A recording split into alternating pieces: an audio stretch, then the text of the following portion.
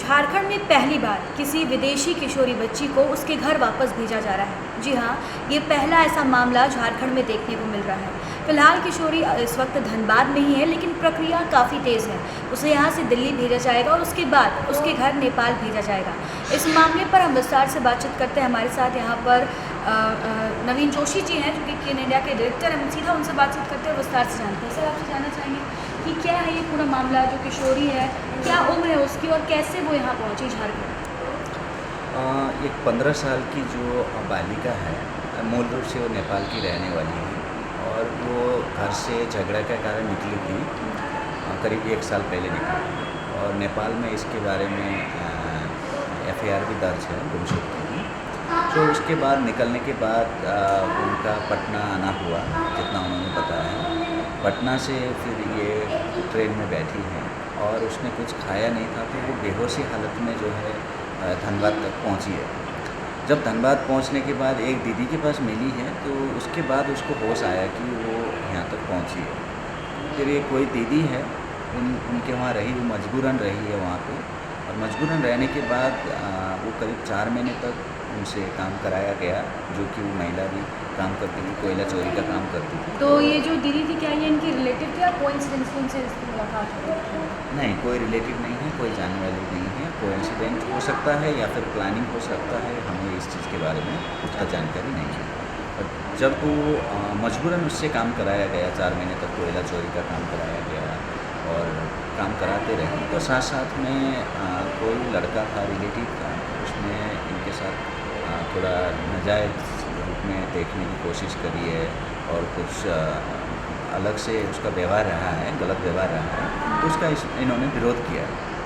विरोध करने के बाद विरोध यहाँ तक पहुँची है कि झगड़ा हुआ। उसके बाद जो है मामला पुलिस तक पहुँचा। जब पुलिस आई तो मामला पता लगा कि ये जो है नेपाल से है। तो उसके बाद पुलिस ने जो है CWC में प्रोड्यूस किया बच्चे को। जी, उसके बाद CWC को जब मिली तो उसके बाद ये बालिका सुधार गृह में कुछ दिनों तक रही थी, वहाँ पर काउंसलिंग हुई थी। फिर कैसे ये प्रक्रिया आगे बढ़ी कि अब नेपाल पहुँच गए इनको, नेपाल भेजना, क्योंकि पहला ये मामला झारखंड में है? जी, ये झारखंड का मामला पहला है, हमें भी ये नॉलेज में, पहली नॉलेज में आई है।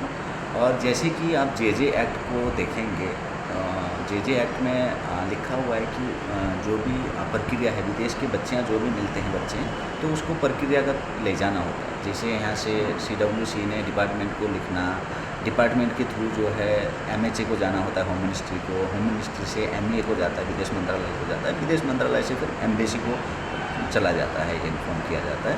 तो इसमें CWC से काफ़ी एफर्ट किया गया है। इन्होंने अपने रूल रेगुलेशन से भी बाहर जाके इन्होंने डायरेक्ट एम्बेसी ने कांटेक्ट किया है। जो चेयरपर्सन सर हैं, उन्होंने किया है, उत्तम जी।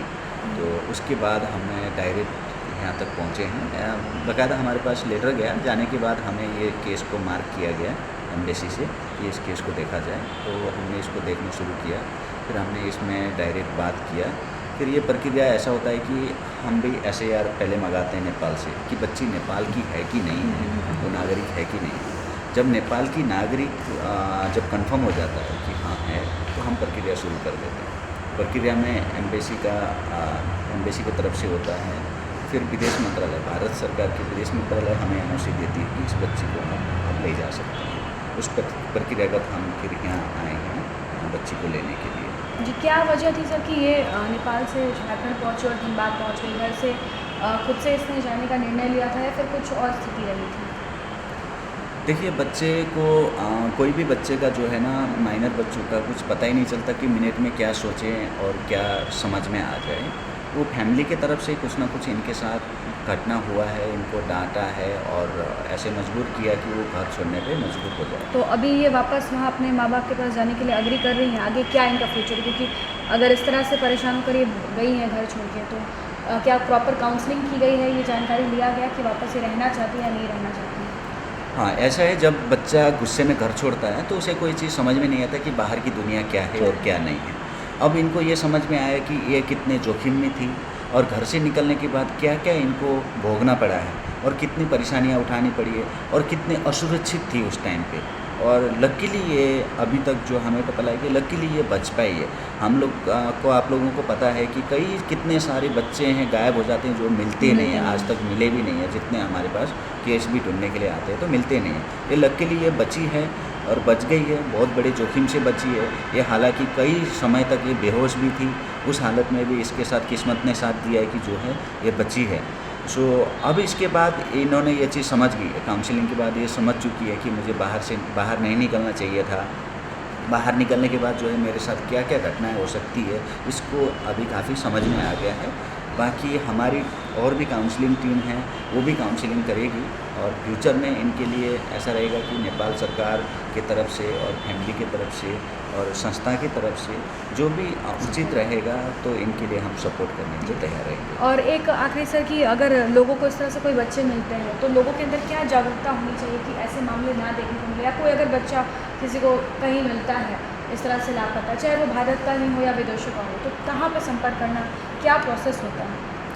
देखिए, बच्चे आपको कहीं रेलवे स्टेशन में हो, बस स्टैंड में हो या कहीं पे भी रोड पे, सड़क पे कहीं पे भी लावारिस मिले तो हम सबसे आग्रह करना चाहते हैं, बच्चे किसी का भी, आपका हमारा किसी का भी हो सकता है। वो घर वाले बहुत परेशान रहते हैं बच्चों को लेकर।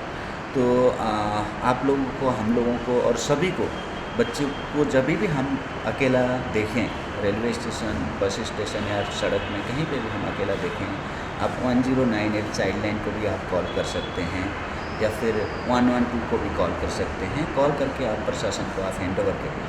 प्रशासन फिर आगे का प्रक्रियागत जो भी, जहाँ का भी बच्चा होगा उसी हिसाब से प्रक्रियागत जो है प्रशासन के हाथ से जो है आगे हैंड ओवर हो जाएगा। तो बिल्कुल आपने सुना कि किस प्रकार से ये बच्ची लकी साबित हुई कि ये वापस अपने घर जा रही है। पहला मामला इस तरह से देखने को मिला, लेकिन धनबाद में भी लोगों ने तत्परता दिखाई, साथ ही साथ चाइल्ड लाइन ने भी तत्परता दिखाई, उपायुक्त ने तत्परता दिखाई और यही वजह रही कि वापस उसे उसके घर भेजा जा रहा है। कुछ कारण की वजह से वो अपने घर से ज़रूर निकल गई थी, लेकिन एक प्रॉपर काउंसलिंग की गई और आगे ये ध्यान रखा जाएगा कि बच्ची अपने घर में सही है या नहीं है, इसके लिए नेपाल सरकार भी तत्पर रहेगा। तो कुल मिलाकर यहाँ पर एक अच्छी खबर देखने को मिली, एक अच्छा इनिशिएटिव लिया गया कि एक बच्ची जो कि अपने घर से काफ़ी दूर निकल गई थी, गलत हाथों में आ गई थी, उसे वापस सेफ हैंड में उसके माता पिता को सुपुर्द कर दिया गया है।